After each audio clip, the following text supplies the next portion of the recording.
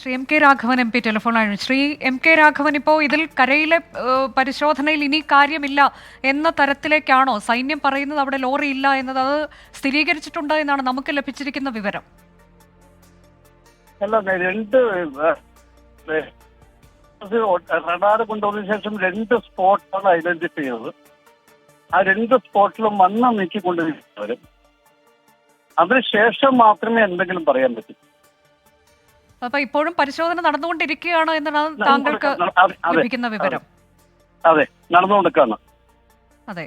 അപ്പോൾ ഈ നിലവിൽ ഈ പുഴയുടെ കരയിലൊക്കെയുള്ള പരിശോധനയും അതിനൊപ്പം തന്നെ പുരോഗമിക്കുന്നുണ്ടല്ലോ അല്ലേ? അതും നടക്കുന്നുണ്ട്. അപ്പൊ ഇതെന്താണ് ഈ സൈന്യത്തിന്റെ മുന്നോട്ടുള്ള പദ്ധതി എങ്ങനെയാണ് എന്നതിൽ താങ്കൾക്ക് വ്യക്തമായൊരു വിവരം കിട്ടിയിട്ടുണ്ടോ? ഇല്ല, അവരോട് പറഞ്ഞിട്ട് റെസ്ക്യൂ ഓപ്പറേഷൻ തുടരണമെന്നാ പറഞ്ഞത്. 3 പേര് കാണാതായി തോന്നുന്നു. 3 പേര്. അയാൾ അവരുടെ കണക്ക് ഒന്ന് അർജുനാണ്.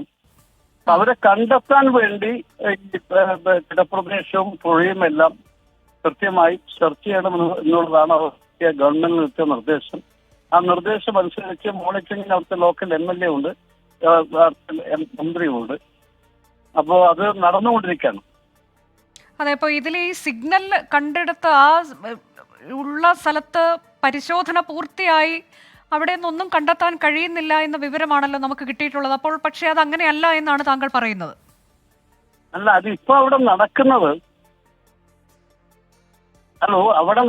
അവിടെ ഈ 2 സ്പോട്ട് അറസ്റ്റ് ചെയ്ത് ഉച്ചയ്ക്ക് ശേഷമാണ്. ആ 2 സ്പോട്ടും ഇപ്പോഴ് മണ്ണ് നീക്കിക്കൊണ്ടിരിക്കുകയാണ്. അവിടുത്തെ എർത്ത് റിമൂവ് ചെയ്യണമെല്ലാം. ഓക്കെ.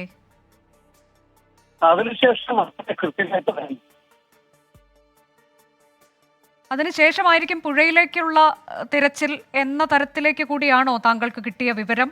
പുഴയിലുള്ള പരിശോധന എന്ന് പറയുന്നത് കുറെ കൂടി ദുഷ്കരമാകുമല്ലോ.